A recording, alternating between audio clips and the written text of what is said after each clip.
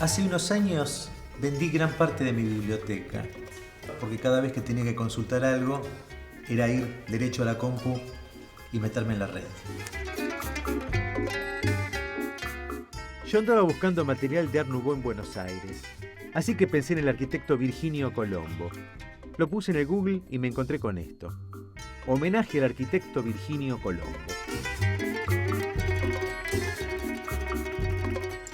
Me quedé horas mirando. Iba enganchando un arquitecto con otro, de modo que miré los blogs con las obras de Colombo, Palanti, Christophersen, Calna y Vira Soro. No llegué a ver los 70, solo llegué a los 58. Quedé impresionado con la increíble labor de fotografía que se había realizado, incluso descubriendo obras que no figuraban en ningún catálogo. No sé qué me sorprendió más, si el rigor del trabajo o la cantidad de edificios notables que tenemos. No tardé mucho en comunicarme con el contacto del blog, y así lo conocí a Alejandro Machado. Me citó en un edificio de Virgilio Colombo. Machado es un verdadero amateur, un tipo que ama lo que hace. Él vive de otra cosa, pero todos los fines de semana, todos los momentos libres que tiene, los dedica a salir a buscar obras de arquitectura relevantes para documentarlas y colgarlas en sus blogs. Él fue responsable de descubrir obras de arquitectos como Palanti que no estaban catalogadas. Para empezar, contame cómo empezó esta pasión tuya por la arquitectura o por registrar, por ver la arquitectura.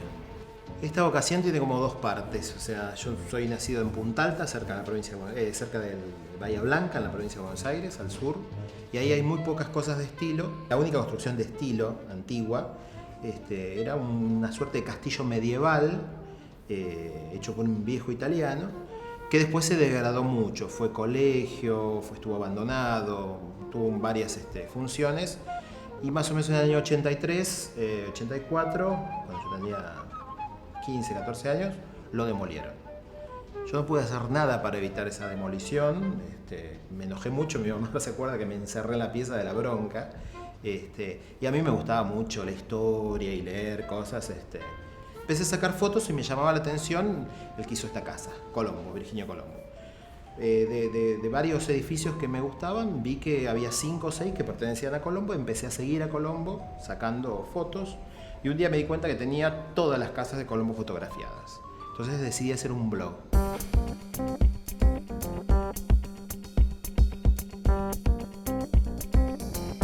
Alejandro me recomendó algunos blogs y blogueros para conocer. Así fue que me puse en contacto con Pablo Chiesa. Pablo es museólogo. Su blog Mirada Atenta tiene un rigor especial.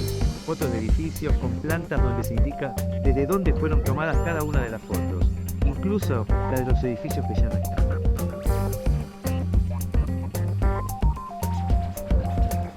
Ahora nací en Ushuaia, hasta los 17 años vivo acá en Buenos Aires. Y pasa generalmente con la gente del interior que viene a Buenos Aires y se queda impresionado por la arquitectura, ¿no? Sobre todo los que tienen una pasión por esto. Y bueno, ahí, digamos, si uno tiene un poco de una mirada aguda, ¿no? Empieza a mirar los detalles, la ornamentación, los remates, las cúpulas. Y de ahí un poco, bueno, me fui orientando en el tema. Empecé la carrera de arquitectura en el CBC, en la UBA. Después la dejé y empecé la licenciatura en museología. Bueno, me recibí de eso, me dedico a eso, de hecho. Y con los diferentes trabajos que tuve, afortunadamente todos relacionados con la materia, fui acumulando experiencia, información y material que una vez que lo tenía acumulado dije, ¿qué hago con esto? Y mis amigos me asesoraron, me dijeron, bueno, créate un blog, publicalo, dalo a conocer. ¿Para qué me servía tenerlo guardado como una colección para mí si la gente no lo conoce justamente?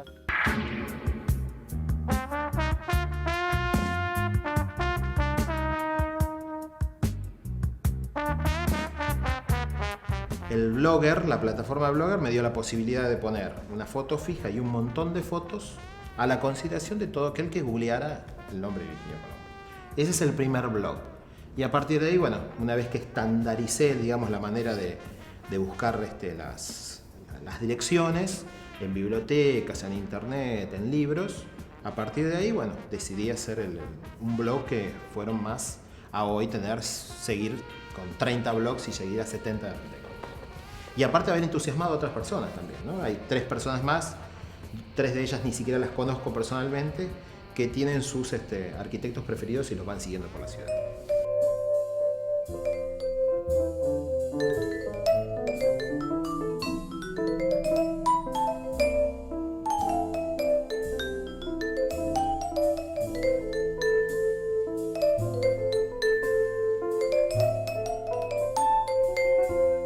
Me ofrecen desde material, reunirse conmigo para contarme historias, gente que vivió en alguno de los palacios sobre los que publiqué.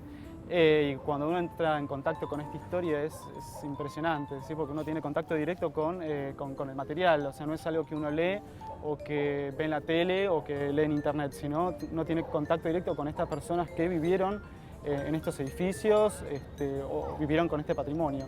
Y entonces uno tiene acceso a información que generalmente uno, digamos, no la encuentra fácilmente. Entonces aprovecho y con la utilización de ellos lo publico en el blog. Comienzo a hacer un Excel primero con el buscador de la Sociedad Central de Arquitectos, que tiene un buscador en internet. En la biblioteca todo lo que está digitalizado ahí salta. A veces no voy ni siquiera a ver pero con que me diga arquitecto tal, la dirección tal y tal, que está en algún libro, yo ya sé que por lo menos tengo la foto antigua. Por ahí está demolido, por ahí está en pie, pero ya tengo una dirección. Mucho internet y mucho poner entre comillas obra del arquitecto tan. Muchas veces esa sola palabra está en el medio de un aviso de inmobiliaria o una nota de un colegio. Entonces poniendo eso entre paréntesis sale. Hay una cosa increíble que ahora también estoy encontrando, es en el diario La Nación hacían los clasificados hace 100 años, muy parecidos que ahora, pero están las fotos y algunos dicen.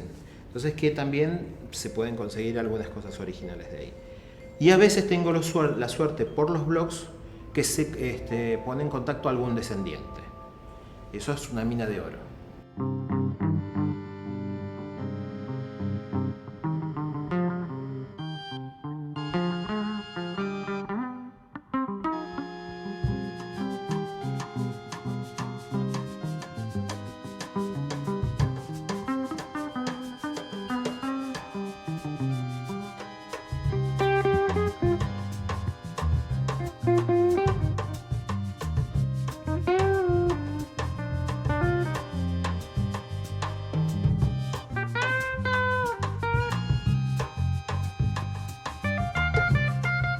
Acá han pasado fenómenos muy increíbles, como que hace 100 años había como una sociedad central de arquitectos muy poderosa que un día dijo, bueno, hasta acá habilitamos una suerte de proteccionismo, hasta acá habilitamos la matriculación. Entonces había tipos muy importantes que venían y eran adoptados como constructores de tercera. Entonces esos tipos nunca accedieron a hacer una casa de gobierno, un colegio, nada público. Entonces son tipos que vos vas caminando en la calle, no están en ningún libro. Entonces vos vas caminando en la calle y de repente te encontrás que hay 30 o 40 casas aún hoy firmadas de estilo de algún arquitecto, que por ahí te encontrás el abuelo, al nieto, que te da la lista hecha a mano. Algunos, ya te digo, he encontrado listas hechas a mano de los tipos indignados porque fueron a protestar diciendo, miren, yo hice todo esto, soy un arquitecto recibido en Suiza, trabajé en Francia y ustedes no me están... O sea, se protestaba eso, había toda una efervescencia. De hecho, los grandes arquitectos de la época, Christophersen, Conde y Molina, decidieron eso, y después hay otros como Le Monnier que se terminaron separando de la Sociedad Central de Arquitectos justamente por eso, ¿no? Porque protegían, algunos protegían demasiado y otros querían seguir trayendo más arquitectos.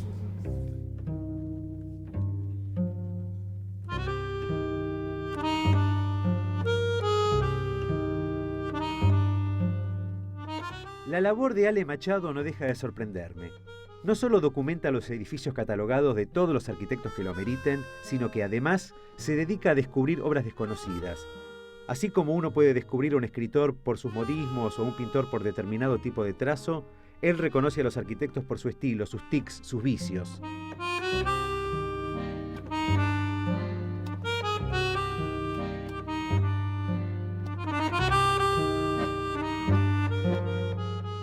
En esta casa de la calle Quito al 4000, él reconoció el motivo del Jardín de las Hespérides, similitudes con la entrada del Palacio Grimoldi y dragones y artefactos de iluminación similares a los de otra obra sobre la calle Tucumán. Esta es una obra de Virginio Colombo. La casa está ahí, a la vista de todos, solo hay que saber verla.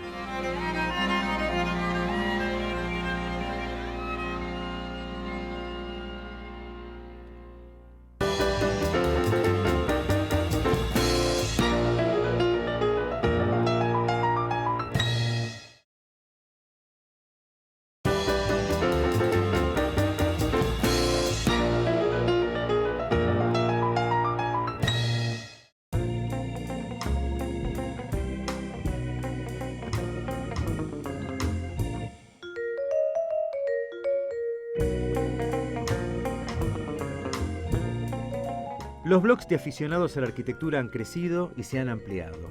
Lo interesante es que no son solo fotos, sino que hay información valiosa sobre la vida del arquitecto, opiniones sobre determinados detalles de la obra, material, en definitiva, que sirven para aprender y para despertar la pasión por temas que, si bien no son específicamente de arquitectura, son de disciplinas vinculadas.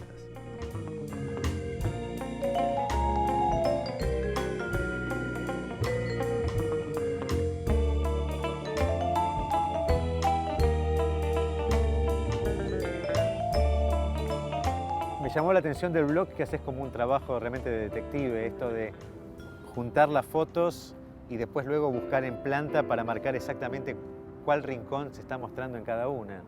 Sí, rosa ya lo psicótico, pero la verdad que sí, es una obsesión que tengo, sobre todo de ubicar especialmente al lector en las fotografías que publico. O sea, cuando se trata de un edificio es un poco complejo si publicás la foto de una fachada solamente y decís, bueno, se ubicaba en la calle, hablando del Palacio Paz, ¿no? En la Avenida Santa Fe, pero ¿cómo está distribuido el edificio? ¿Dónde van los salones? Eso es bastante importante también para darse cuenta cómo era la comunicación interna de un edificio, cómo se utilizaba.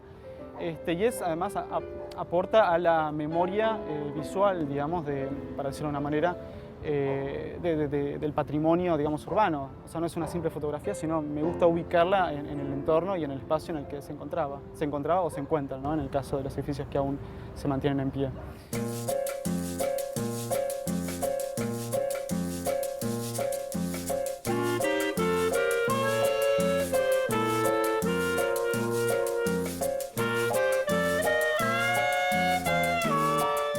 Todo el material que vaya encontrando aporta hasta fotografías, qué sé yo, del entorno y que de repente sea un sector de la fachada, y eso es importante porque quizás en esa fotografía justo se ve una moldura que desapareció en 1930, ¿no? Porque muchos edificios ya se empezaron a planchar, como dicen informalmente, en la década del 30.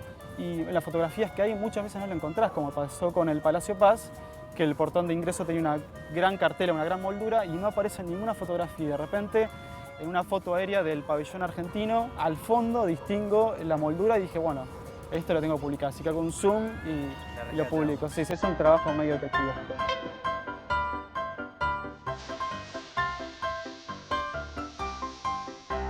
La Casa Grimoldi, sobre Avenida Corrientes al 2500, es la obra más importante de Virginio Colombo. Es un edificio de 3 cuerpos de unos 7.000 metros cuadrados con 50 departamentos distintos. Es interesante el concepto que tiene. 3 cuerpos, con 3 tipos de viviendas distintas, dirigidos a un público distinto. Al frente los más caros, muy ornamentados, con ascensores y áreas de servicio. El segundo cuerpo, un poco más modesto, aunque aún ampuloso. Y el tercero con departamentos más chiquitos y acceso por escalera. Es muy interesante el nivel de precisión del proyecto y la fineza de las terminaciones. Son emblemáticas las cabezas de león. Este edificio tiene 30 en la fachada y 48 distribuidas en el interior. Además tiene 4 águilas, 4 calaveras de vaca, que son las mismas que se repiten en la guarda del Palacio Legislativo, también obra de Virginio, y 4 cariátides en el 6º piso, que era el lugar donde vivía la familia Grimoldi.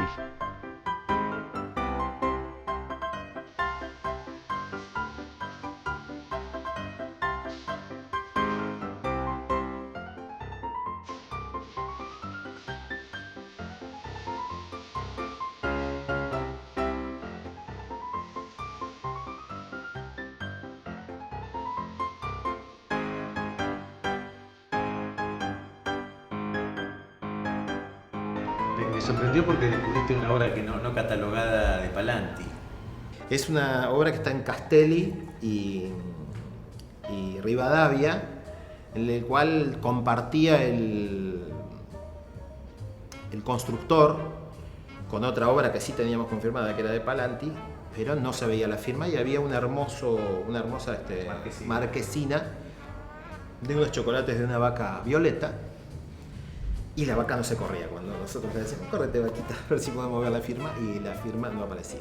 Entonces un sábado, porque digamos que para andar con cámara ciertos lugares de la ciudad no son los mejores, los más aptos, me compré una varilla en un caño extensivo, le até la cámara, hice como una sonda y lo metí por ahí hasta que apareció después en la computadora la firma de Palanti.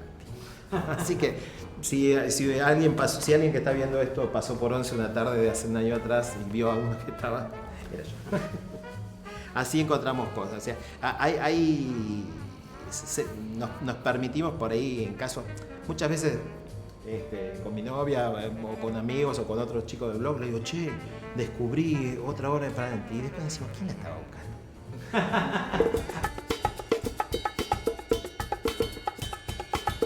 El Palacio Paz es un proyecto del arquitecto francés Louis-Marie Henri Sorté, pero la obra fue llevada adelante por el arquitecto argentino Carlos Agote. Este desmesurado palacio, más afín tal vez a la realeza francesa que a la vivienda de un embajador argentino, es un magnífico ejemplo de la arquitectura de Escuela de Bellas Artes de París, con sus frentes, esculturas y ornatos. Su construcción llevó 12 años, entre 1902 y 1914. En 1938 pasó a manos del Estado, que lo destinó a ser la sede del Círculo Militar, función que sigue cumpliendo en el día de hoy.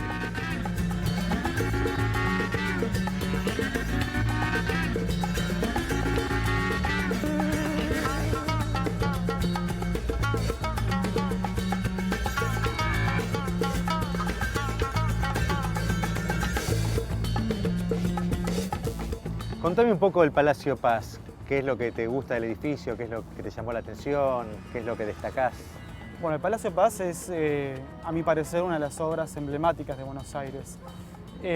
No solo de Buenos Aires, sino que es una de las obras emblemáticas del Beaux-Arts, que es, digamos, la escuela de arquitectura francesa en nuestro país y también a nivel internacional. Es una residencia particular de gran tamaño, inmensa. De hecho, fue aparentemente la residencia privada más grande que hubo en el país. Cuenta con 12.000 metros cuadrados construidos. Y de hecho, un pabellón actualmente falta, que se demolió en 1940. Así son 3 salas con 4 plantas cada una y un entrepiso. Es, digamos, uno de los mayores representantes de la arquitectura francesa en nuestro país. Y contame también de la cochera presidencial. Y es un edificio que data de aproximadamente fines del siglo XIX. La verdad es que no obtuve mucha información sobre la construcción. En internet encontré, pero no lo pude comprobar, que originalmente pertenecía aparentemente a una cochera fúnebre, ¿sí? Pero según el relato de uno de los cocheros que dependían de presidencia en su época, el edificio fue construido en la presidencia de Julio Argentino Roca y de allí se empieza a utilizar para el guardado de los carruajes presidenciales, ¿sí? Cuando digo carruajes me refiero a auténticos carruajes prácticamente de historias de cuentos, ¿sí? O sea, hablamos de la carroza de Sarmiento, que se construye en 1870 aproximadamente en Francia. Es un edificio que uno ya lo vio tantas veces que cuando pasa por delante ni siquiera lo ve. Su recoba de arcos escarzanos, el frente de ladrillos con los pilares almohadillados, forman parte característica de la secuencia de recobas de la avenida Leandro N. Alem. Sobre cada arco inferior se aparean 2 ventanitas con arcos de medio punto de un sobrio estilo italiano. Esta es la cochera presidencial y fue construida durante la presidencia de Julio A. Roca. Y como su nombre bien lo sugiere, es el lugar donde se guardaba la carroza y los caballos que utilizaba el presidente. Hoy, de hecho, sigue siendo la cochera presidencial, pero se guardan automóviles, claro. La cochera sigue en uso, depende de Presidencia de la Nación, y se utiliza para el guardado de los automóviles de la presidencia. Todos cuando éramos chicos, al menos de mi generación, cuando leíamos el libro gordo de Petete o leíamos Troya o leíamos cómo se había encontrado Troya, esto es un poco como jugar al detective de grande, ¿no? ¿Por qué? Porque de repente vos ves una casa que sabés que es de Colombo, o de cualquier arquitecto que está firmada, pero por ahí a 2 cuadras hay una casa que por un arreglo chapucero no tiene la firma, pero vos estás convencido. Y por ahí con los años, a los 2 o 3 años, aparece un libro en un lugar y te confirma que esa casa es de lo que vos querías. Y vos la verdad que te pensás en un humilde triunfo en ese momento para decir, uy, como si hubiera reconocido, así como Schliemann, no, seguramente no lo pronuncio tan bien como vos, leyó Troya, leyó la Ilíada, supuso que estaba en algún lado y terminó encontrando Troya. Bueno, es una suerte de detective de la ciudad.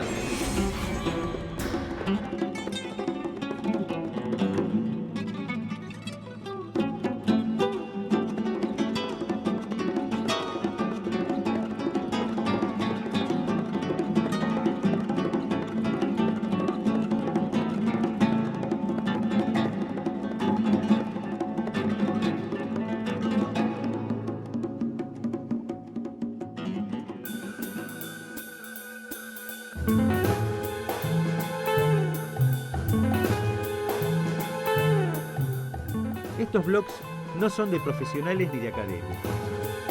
Ellos no son porteños, ni arquitectos, y supieron mirar. El patrimonio arquitectónico está ahí, a la vista de todos. Solo hay que saber mirar.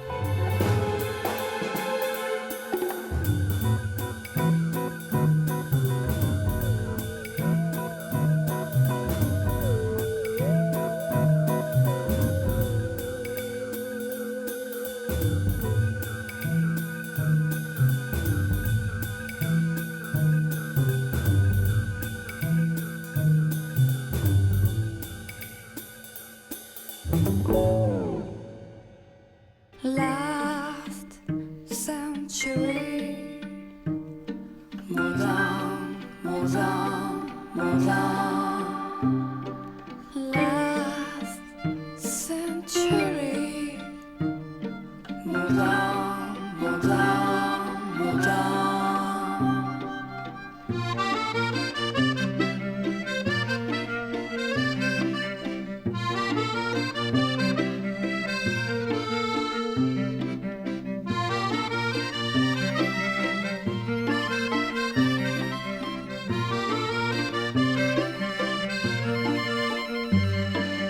Last century, moved on.